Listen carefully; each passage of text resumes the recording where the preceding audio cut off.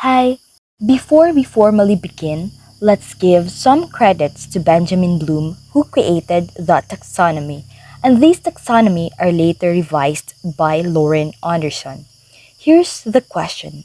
Why do educators use Bloom's taxonomy? Bloom's taxonomy helps educators develop critical thinking and higher order cognitive abilities in students. The best educations are one that students are challenged. Its most popular version is based on cognitive domain and assumes that learning should be structured from easy to difficult. Now, what are the levels of Bloom's taxonomy? The lowest level requires students to remember, next is to understand, then apply, followed by analyze, then evaluate, and lastly create. The highest level of cognitive rigor. On the first level, we learn to remember. There's just rote memorization and recollection of facts without much understanding. For example, if we learn about apples, we want to remember the name, shape, and color of an apple. Once we memorize these facts, we move to the second level of learning. On the second level, we learn to understand. We begin to decode information and learn that an apple turns red when it's ripe, and if we take a bite on it, it tastes really sweet. On the third level, we apply what we know. We understand that apples are sweet and are also rich in vitamin C. To apply this knowledge in a meaningful way, we will buy some apples to our sick father who is in need of treatment. On the fourth level, we learn to analyze. This involves examining and breaking down information into components, determining how the parts relate to one another, and finding evidence to support generalizations. For example, we study the apples flushed and look at levels of vitamins. Now we are ready to evaluate. We analyze, critique, and compare. To evaluate the apples as a good source of vitamins, we compare it to other sources such as pineapple and supplements. We look at the following properties: vitamin levels, affordability, taste, and packaging waste. After we have learned, understand, applied, analyzed, and evaluated, we are ready to create.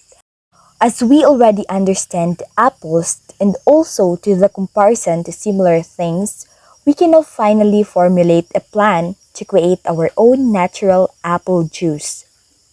Bloom's taxonomy is actually a hierarchy where students must first master the lower levels before mastering the higher levels. The lower levels are relatively simple levels, while the higher levels represent more complex cognitive rigor. Now, let's proceed to MPI. Does anyone know what is MPI? No, I didn't think so. MPI is an acronym of Merrill's Principle of Instruction.